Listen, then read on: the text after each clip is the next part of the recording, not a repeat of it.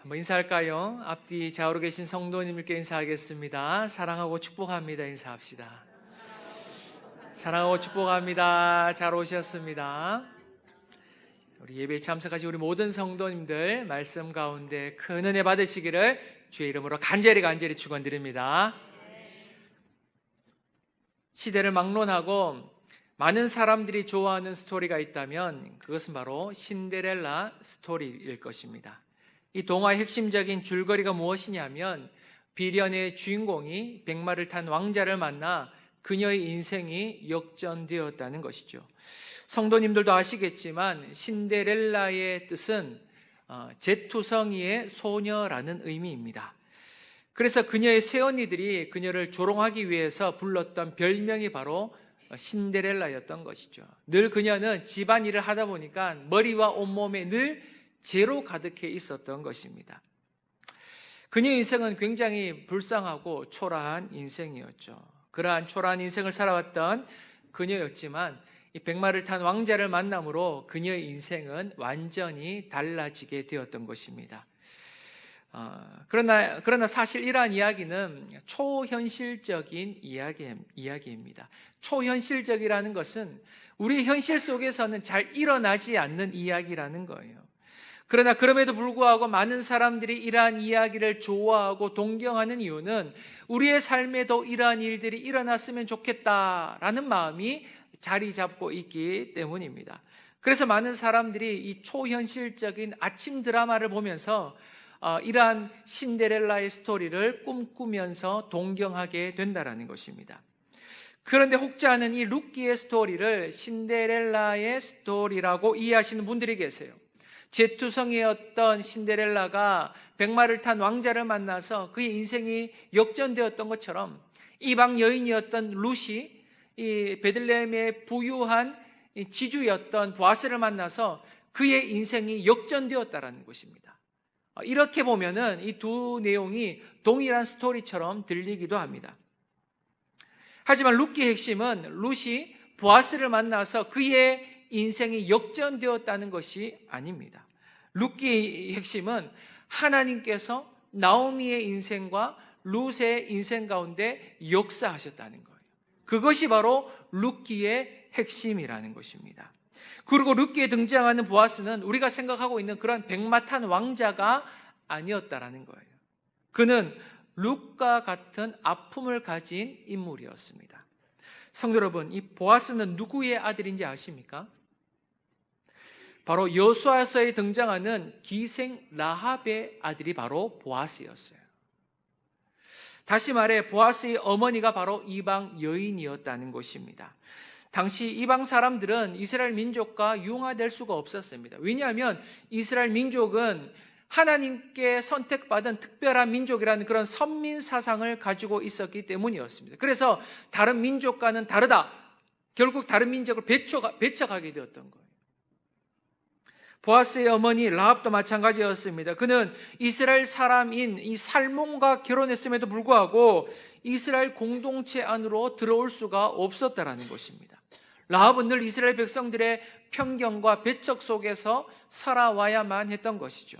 그런데 이것을 누가 보고 자랐습니까?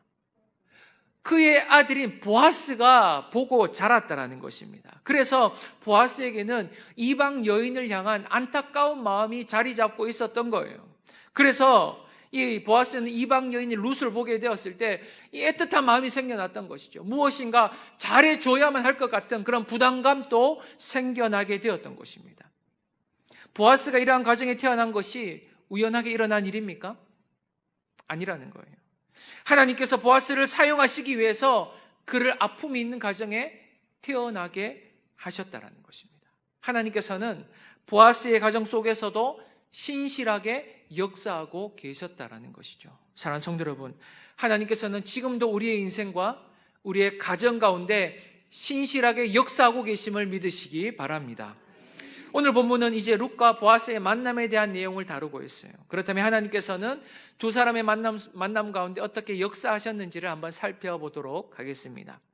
첫 번째로는 시어머니의 명령대로 순종하는 룻에 대해서 말씀하십니다. 사랑하는 성도 여러분, 하나님께서 우리에게 원하시는 신앙의 모습이 있다면 그것은 바로 순종입니다. 순종. 그런데 이 순종은 무엇을 전제로 하고 있는가 하면 100%의 순종을 전제로 하고 있다는 거예요. 99%의 순종은 순종이 아니라는 것입니다. 순종이란 하나님의 말씀을 100% 신뢰하며 따라가는 것을 의미하는 것입니다. 하나님의 말씀이 이해가 되지 않더라도, 때로는 하나님의 말씀이 상식적이지 않다 할지라도 하나님의 말씀이라면 100% 순종할 수 있어야만 한다라는 것이죠. 다시 말해, 내가 이해가 되고 내가 할 수 있는 것만 따르는 것은 순종이 아니라는 것입니다. 오늘 보면 6절을 보시면 성경은 룻에 대해서 이렇게 평가하고 있습니다. 여러분 6절 말씀을 다 함께 한번 읽어보도록 합니다. 시작.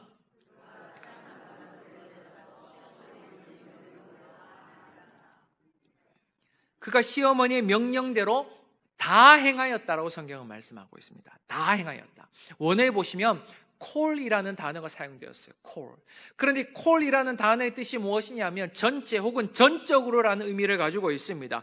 그래서 지금 룻은 그 시어머니의 말에 전적으로 순종하고 있는 모습을 보여주고 있었다라는 거예요. 그 시어머니의 말에 무엇인가를 더하거나 빼는 것이 아니라 그 말씀 그대로 전적으로 순종하고 있는 모습을 보여주고 있다라는 것입니다. 사랑하는 성도 여러분, 이것이 바로 믿음이라는 거예요. 믿음.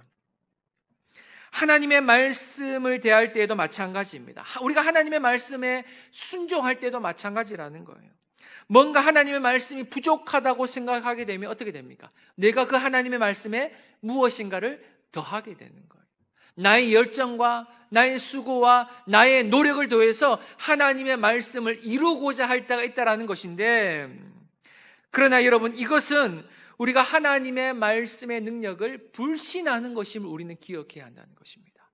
하나님의 말씀에 전적으로 순종하는 것이 아니라 그 하나님의 말씀에 내가 무엇인가를 더하고 뺀다는 것은 그 하나님의 말씀의 능력을 불신하는 것이라는 것이죠. 불신. 그래서 내가 나의 노력을 다하게 되고 나의 수고를 더하게 되더라는 것입니다.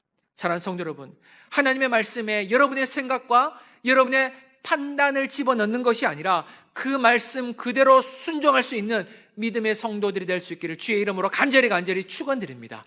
이것이 바로 하나님께서 원하시는 순종의 모습이라는 것이죠. 자, 그렇다면 룻은 시어머니의 명령에 어떻게 전적으로 순종하고 있는지를 한번 살펴보도록 하겠습니다. 여러분 7절 말씀을 다 함께 한번 읽어봅니다. 시작. 마음이 즐거워 가서 곡식단 더미의 끝에 눕는지라. 룻이 가만히 가서 그의 발치 이불을 들고 거기 누웠더라. 아멘. 지금 보아스는 이 추수의 즐거움으로 인해서 포도주를 먹고 마심으로 약간은 취하게 되었습니다. 성도 여러분, 그런데 이 고대 사회에서 포도주라는 것은, 특별히 팔레스타인 지역의 포도주라는 것은 오늘날의 술과 같은 게 아니에요. 그 당시는 음료와도 같았습니다. 그리고 오늘날처럼 포도주를 만취할 정도로 마시지 않았다라는 거예요. 술 문화가 완전히 달랐다라는 것이죠. 지금 보아스는 하나님께서 베풀어 주신 그 추수의 풍성함으로 인해서, 그 즐거움으로 인해서 포도주를 마시며 일꾼들과 함께 기뻐하며 즐거워했다라는 그런 의미가 되는 거예요. 기분 좋게 이 포도주를 마신 보아스는 곡식단이 쌓여있던 그 더미 끝에 눕게 되었다라고 성경은 말씀합니다. 곡식단 이렇게 쌓아 놓았고요, 거기서 누울 수 있는 자리를 조금 옆에 마련해 놓았던 것 같아요. 그런데 이 곡식단 끝에 있다라는 것은 사람들이 잘 보지 못하는 그런 약간 이 끝쪽에 이 자리가 마련되어 있었다라는 그런 의미입니다. 룻은 그때를 놓치지 않고 보아스의 이불 속으로 들어가 그와 함께 눕게 되었습니다. 그런데 보아스가 잠을 자다가 뭔가 이상해서 눈을 떠보니 웬 여자가 자신의 옆에 누워 있었던 거예요. 얼마나 놀랬겠습니까?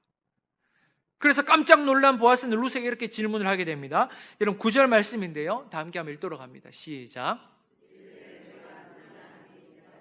당신의 여종 룻이오니 당신의 옷자락을 펴 당신의 여종을 덮으소서. 이는 당신이 기업을 물을 자가 됨이니이다 하니. 아멘. 지금 보아스는 자신의 옆에 누워있던 그 여인이 누구인지를 묻게 됩니다. 그때 룻의 고백이 무엇이냐면, 나는 당신의 여종이오니 당신의 옷자락을 펴 당신의 여종을 덮으소서, 이렇게 대답을 했던 거예요. 성도 여러분, 지금 룻은 자신을 무엇이라고, 누구라고 고백을 하고 있습니까? 당신의 여종이라고 고백하고 있다는 거예요. 여러분, 지금 이 룻의 고백을 통해 우리가 알 수 있는 것은 룻의 마음과 영혼이 변화되었다라는 것을 우리는 발견할 수가 있어요. 지금까지 룻에게 꼬리표처럼 따라다녔던 그 단어가 하나 있었습니다. 그것이 무엇이라고 말씀드렸어요? 이방 여인이라는 거예요. 모압 여인이라는 것입니다. 그래서 성경은 늘 모압 여인 룻이 이렇게 표현하고 있었던 것입니다. 그래서 그녀는 이 베들레헴 공동체 속에서 전혀 스며들지 못했던 것입니다. 늘 그녀는 이방 여인으로서 외롭게 살아갈 수밖에 없었던 것이죠. 그런데 지금 룻은 자신을 누구라고 표현하고 있는가 하면 이방 여인, 모압 여인으로 표현하고 있는 것이 아니라 바로 누구라고 표현하고 있습니까? 당신의 여종이라는 거예요. 보아스의 여종으로 표현하고 있다는 것입니다. 성도 여러분, 지금 룻이 자신을 이방 여인이 아닌, 모압 여인이 아닌 보아스의 여종으로 표현할 수 있었던 이유가 무엇인지 아십니까? 바로 보아스가 베풀어준 하나님의 헤세드 때문이었어요.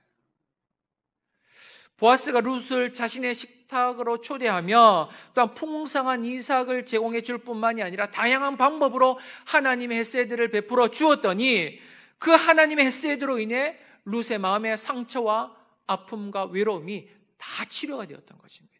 그리고 그의 자존감마저도 회복되었던 것이죠. 사랑하는 성도 여러분, 우리의 상처난 마음과 영혼이 회복되기 위해 반드시 필요한 것이 있다면 그것은 바로 하나님의 사랑, 하나님의 헤세드라는 것을 믿으시기 바랍니다. 하나님의 사랑이 우리를 치유하는 것입니다. 하나님의 사랑이 우리를 변화시키는 것입니다. 하나님의 사랑이 우리를 일으켜 세우며 하나님의 사랑이 우리를 구원해 주셨음을 믿으시기 바랍니다. 결국 하나님의 사랑이라는 거예요. 하나님의 사랑이 우리를 온전히 치유하신다는 것입니다. 사람이라는 존재는 지적과 비난으로 변화되는 것이 아닙니다. 사람이 변화되는 것은 오직 하나님의 헤세드, 하나님의 사랑으로만 가능하다는 것을 믿으시기 바랍니다. 여러분, 자녀들이 변화되는 것은 지적으로 되는 게 아니에요. 남편이 변화되고 아내가 변화되는 것은 지적과 비난으로 되는 것이 아닙니다. 결국 사랑으로만 변화되는 거예요. 사랑으로만. 하나님의 사랑이 우리를 변화시키는 것입니다. 우리 주위에도 이렇게 변화가 필요한 사람들이 많이 있지 않습니까? 우리의 가정에도 있습니다. 우리의 직장에도 있고요. 우리 교회에도 있어요. 변화가 필요한 사람들이 너무나도 많다는 거예요. 이런 사람들이 어떻게 변화될 수가 있겠습니까? 여러분들이 지적한다고 해서 절대로 변화되지 않습니다. 그거 잘못된 거야. 그거 고쳐야 돼. 이렇게 지적한다고 해서 사람이 변화되는 게 아니라는 거예요. 지적을 하게 되면 관계만 멀어지게 돼요. 관계만. 그리고 그 지적은 결국에는 비난으로 이어지게 되어 있습니다. 나는 그런 의도로 하지 않았다 할지라도 지적은 여러분 결국 비난으로 이어지게 되어 있어요. 네가 그래서 그래. 이 자리에 계신 우리 모든 성도님들은 하나님의 헤세드로 충만해질 수 있기를 주의 이름으로 간절히 축원드립니다. 그리하여 룻과 같이 여러분의 영혼의 아픔과 상처와 고통이 다 치료될 뿐만이 아니라 보아스와 같이 하나님의 헤세드로 충만하여 그 하나님의 사랑을 세상 속에 흘려보낼 수 있는 믿음의 성도들이 될 수 있기를 주의 이름으로 간절히 축원드립니다. 하나님의 사랑이 우리를 치유하신다는 거예요. 하나님의 사랑이 우리를 변화시킨다는 것입니다. 또한 우리가 하나님의 헤세드로 충만해지게 될 때 보아스와 같이 하나님의 사랑을 세상 속에 흘려보낼 줄 수 있다는 것이죠. 두 번째로는 룻의 청혼을 거절하는 보아스에 대해서 말씀하십니다. 룻의 청혼을 거절하는 보아스. 룻은 지금 보아스를 향해서 당신의 옷자락을 펴서 당신의 여종을 덮어달라고 요청을 하고 있습니다. 고대 사회에서는 신랑과 신부가 결혼을 하게 될 때 신랑이 신부에게 이 면사포와 같은 옷을 덮어주었다고 합니다. 그래서 지금 룻의 요청이 무엇이냐면 나와 결혼해 주시겠습니까? 청혼이었다라는 거예요. 프로포즈였다라는 것이죠. 지금 모압 여인이었던 룻이 보아스에게 이러한 이 청혼을 할 수 있었던 이유는 바로 그의 마음의 상처와 아픔이 바로 하나님의 헤세드로 완전히 치료되었기 때문이었습니다. 그리고 또 하나의 이유가 있어요. 룻이 보아스에 이렇게 청혼을 할 수 있었던 또 하나의 이유는 바로 그 모든 것이 하나님의 인도하심이라고 느껴졌기 때문이었어요. 지금까지 인생의 여정을 딱 돌아보니까 모든 것이 하나님의 손길이라고 느껴졌기 때문입니다. 그래서 룻은 지금 굉장히 조심스럽지만 담대하게 보아스에게 찾아가서 청혼을 하게 되었던 것입니다. 그 룻의 청혼에 보아스는 어떻게 반응합니까? 여러분 10절 말씀인데요. 10절 말씀을 다 함께 읽어보도록 합니다. 시작.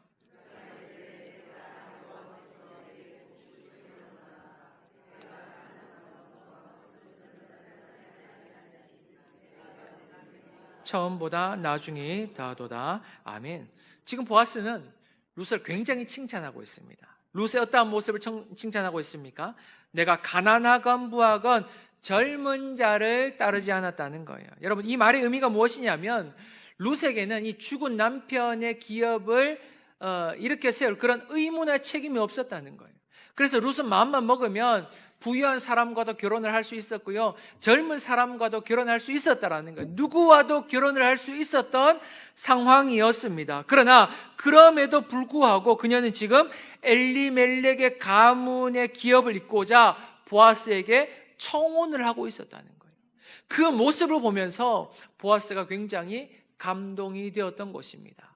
부한 사람, 더 잘 나가고 더 많은 것들을 가지고 더 젊은 사람들에게 가서 청혼을 할 수도 있었지만 나 같은 사람에게 청혼을 했다는 것 자체가 너무 감동이었던 것이죠. 그래서 보아스는 지금 룻을 칭찬하고 있었던 것입니다. 그뿐만이 아닙니다. 여러분 11절 말씀에 보시면 보아스는 계속해서 룻을 칭찬하고 있어요. 11절 말씀을 함께 읽도록 합니다. 시작. 두려워하지 말라. 내가 내 말대로 내게 다 행하리라. 내가 현숙한 여자인 줄을 나의 성읍 백성이 다 아느니라. 아멘. 내가 현숙한 여자인 줄을 베들레헴 사람들이 다 알고 있다는 거예요. 지금까지 룻은 베들레헴에서 이방 여인이자 과부일 뿐이었습니다.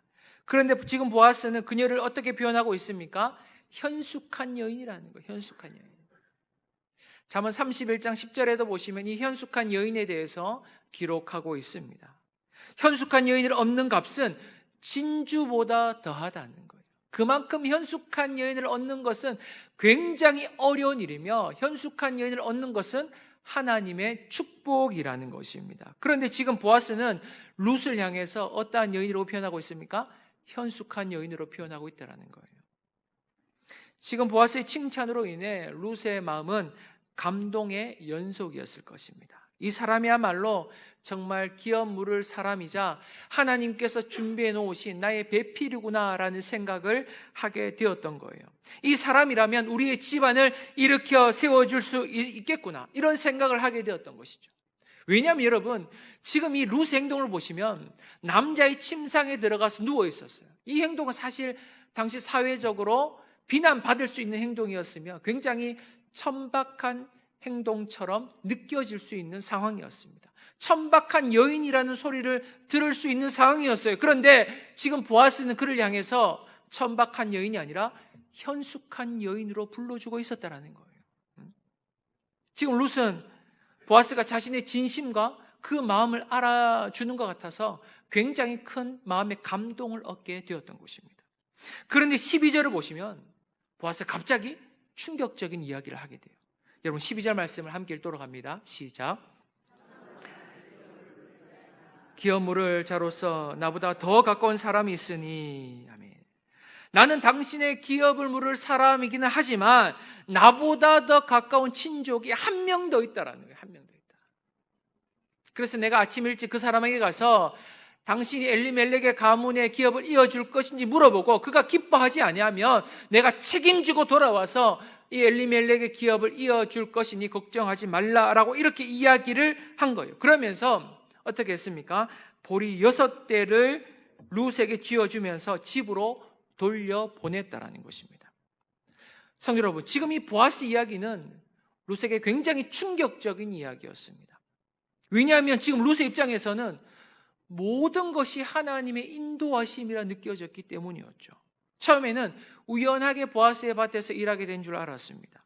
그런데 보아스의 만남을 통해서, 또한 보아스가 베풀어준 그 하나님의 헤세드를 통해서 이 사람이야말로 우리 집안의 기업을 이어줄 사람이자 하나님께서 예배해 놓으신 나의 배필이구나 라는 확신을 가지게 되었던 거예요. 그래서 그 시어머니의 위험한 계획에도 불구하고 믿음으로 순종할 수가 있었던 것입니다. 왜냐하면 그 모든 것이 하나님의 인도하심으로 믿어졌기 때문입니다. 돌아보니까 하나님께서 내 인생을 막 이렇게 인도해 가시는 거예요. 그러니 어떻게 의심할 수가 있겠습니까? 하나님께서 길을 막 열어주시는데 어떻게 의심할 수가 있겠어요? 확신을 하게 되었던 것입니다. 그런데 그렇게 믿었던 사람이 자신보다 기업물을 더 가까운 친족이 있으니 기다려달라라고 요청을 했던 거예요. 여러분, 기다려달라라는 게 정말 잠시 기다려달라는 것인지 아니면 거절인지 알 수가 없어요. 알 수가 없어요. 우리가 굉장히 예의 있는 거절이 뭡니까? 우리 그리스도인들은 기도해 보겠습니다 이렇게 얘기합니다. 제가 연말에 대해서 성도님께 전화해서 권사님, 집사님 이것 좀 맡아주시겠습니까? 그러면 대부분이 기도해 보겠습니다. 그런데 그게 하겠다는 게 아니라 대부분 약간은 거절의 어떤 뉘앙스가 숨겨져 있는 것처럼 느끼는데 저만 그렇게 느끼는 겁니까? 약간 그렇지 않습니까? 약간 거절하기 힘들 때에는 기다려 보십시오. 아니면 기도해 보겠습니다. 약간 이렇게 미루게 돼요. 여러분, 지금 룻의 입장이 그러했다라는 거예요. 정말 기다려달라는 게 기다리면 되는 것인지 아니면 거절인지 알 수가 없었던 상황이라는 거예요. 이때 룻의 마음이 어땠을까요? 혹시 이 사람이 아닌가? 내가 착각을 했었나? 분명 하나님께서 이렇게 내 인생의 길을 열어주셨는데 내가 무엇인가? 잘못 알고 있는 것인가?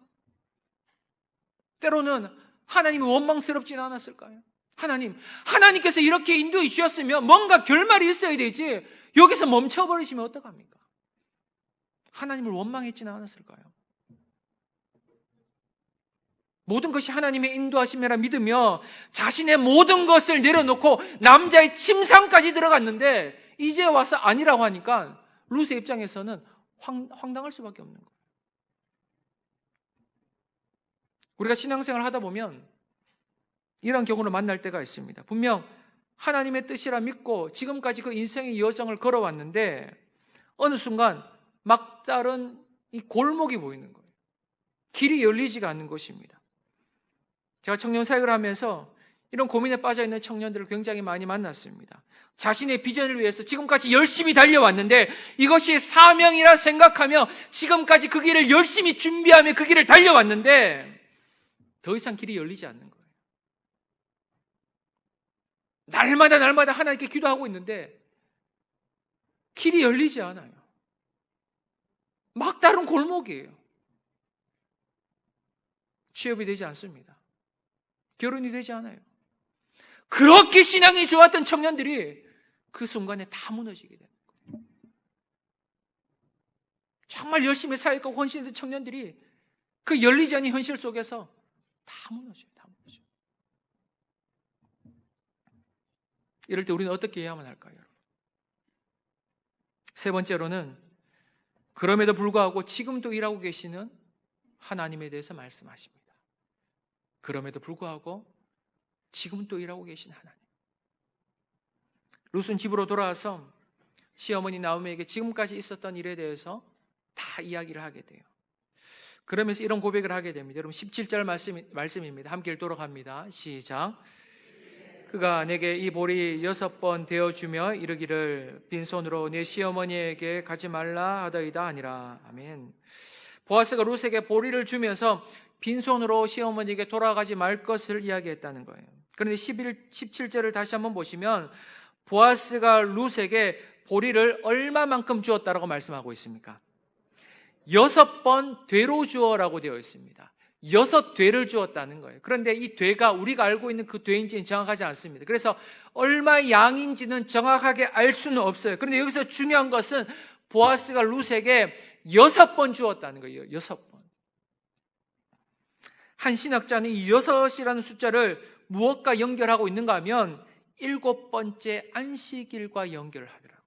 7번째 안식일. 여러분, 성경에서는 6이라는 숫자가 불완전한 숫자로 사용됩니다. 불완전한 숫자. 완전 수가 아닌 불완전한 숫자를 의미한 단어예요. 그러나 여기에서 6이라는 숫자는 이제 곧 있으면 7째 날이 다가온다는 의미로 6이라는 숫자가 사용되었다는 거예요. 곧 있으면 7번째 날이 다가온다는 거예요. 굉장히 일리가 있는 주장입니다. 왜냐하면 여러분, 지난번에 묵상했던 구절인데요, 3장 1절 말씀을 보시면 나오미가 룻에게 이런 고백을 해요. 다 함께 한번 읽어봅니다. 시작. 그에게 이르되 내 딸아, 내가 너를 위하여 안식할 곳을 구하며 너를 복되게 하여야 하지 않겠느냐. 아멘. 나오미는 룻을 위해 어떤 곳을 마련하고자 했습니까? 안식할 곳을 마련하고자 했어요. 그런데 그 안식할 곳이란 가정이라고 말씀드렸습니다. 나오미는 룻에게 가정을 만들어주고자 했던 거예요. 그 가정에서 안식해야 된다는 것입니다. 그런데 3장 17절에 와서는 룻이 안식할 장소가 가정에서 안식일로 확장이 되고 있다는 의미입니다. 여러분, 성도 여러분, 인간이 참된 안식을 누리는 곳은 가정이 아니라 바로 하나님의 품이라는 것을 믿으시기 바랍니다. 그 말씀을 하고 있다는 거예요. 우리의 진정한 안식은 가정에서 누리는 것이 아니라 하나님의 품에서 누릴 수 있다는 것입니다. 그래서 그 개념을 안식일로 이어가고 있다는 거예요. 우리의 가정이 참된 안식처가 되기 위해서는 우리의 가정이 하나님의 그 품 안에 있을 때에 우리는 그 가정에서 참된 안식을 누릴 수 있다는 것입니다.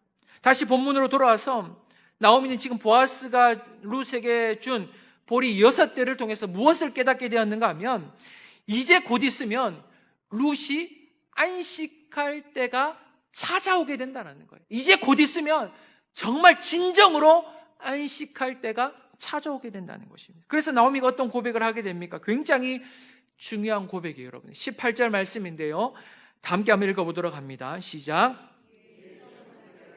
내 딸아, 이 사건이 어떻게 될지 알기까지 앉아있으라. 그 사람이 오늘 이 일을 성취하기 전에는 쉬지 아니하리라. 아니라 아멘. 지금 나오미는 룻에게 이런 고백을 하는 거예요. 내 딸아, 기다려보라는 거예요. 왜냐하면 그 사람이 오늘 이 일을 성취하기 전에는 쉬지 않고 일을 하고 있기 때문이라는 것입니다. 여기서 그 사람은 누구입니까? 보아스죠, 보아스. 보아스가 너에게 참된 안식을 주기 위해서 열심으로 일하고 있으니 너는 염려하지 말고 걱정하지 말고 두려워하지 말라라는 거예요. 그런데 오늘 본문에서 그 사람은 단순히 보아스를 의미하는 것이 아니라 바로 우리를 위해 쉬지 않고 일하고 계시는 하나님을 상징하고 있다는 것을 믿으시기 바랍니다. 우리 하나님은 지금도 우리를 위해서 쉬지 않고 역사하고 계시다는 거예요. 여러분의 인생과 여러분의 자녀들과 여러분의 가정과 여러분의 일터 속에서 열심으로 일하고 계시다는 거예요. 그런데 우리가 인생을 살아가다 보면 하나님이 보이지 않고 하나님의 살아계심이 느껴지지 않을 때가 있습니다. 하나님이 나를 위해서 아무것도 하시지 않는 것처럼 느껴질 때가 있다는 것이죠. 우리의 인생의 길이 막다른 골목처럼 느껴질 때가 있다는 거예요. 오도 가도 못하는 상황, 전진도 할 수도 없고 후퇴도 할 수 없는 그런 인생의 때를 만날 때가 있다는 것입니다. 더 이상 아무런 방법이 없는 그런 막막한 현실을 만날 때가 있다는 거예요.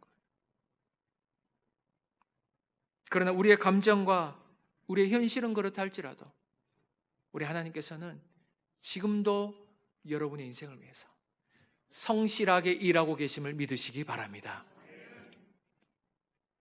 이것을 믿는 사람들만이 참된 안식을 누릴 수가 있는 거예요. 이것을 믿는 사람들만. 오늘은 주님께서 우리에게 허락하신 안식일입니다.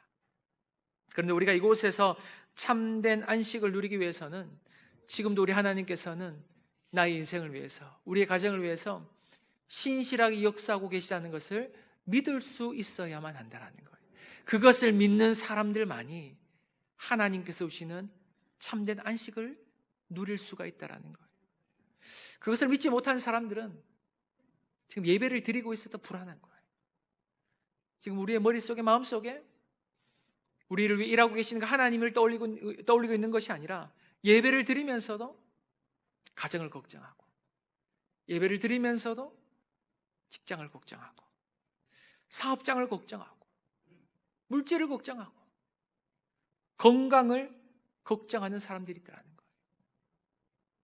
이런 사람들은 하나님께서 주신 참된 안식을 누리지 못한다는, 너무나 안타깝죠. 이렇게 귀한 복된 주일날, 이 안식일날 주님 전에 나와서 정말 주님께서 주시는 참된 안식을 누리지 못하고 있다는 것이 얼마나 안타까운 일인지 몰라요. 사랑하는 성도 여러분, 하나님께서는 여러분들을 위해 모든 것들을 준비하고 계심을 믿으시기 바랍니다. 여러분들의 인생에 필요한 모든 것들을 준비하고 계시니 여러분 두려워하지 마시고 염려하지 마시고 아버지 믿음으로 달려갈 수 있는, 아버지 하나님의 그 신뢰함으로 믿음으로 인생의 여정을 걸어갈 수 있는 우리 성강의 모든 성도들이 다 될 수 있기를 주의 이름으로 간절히 축원드립니다.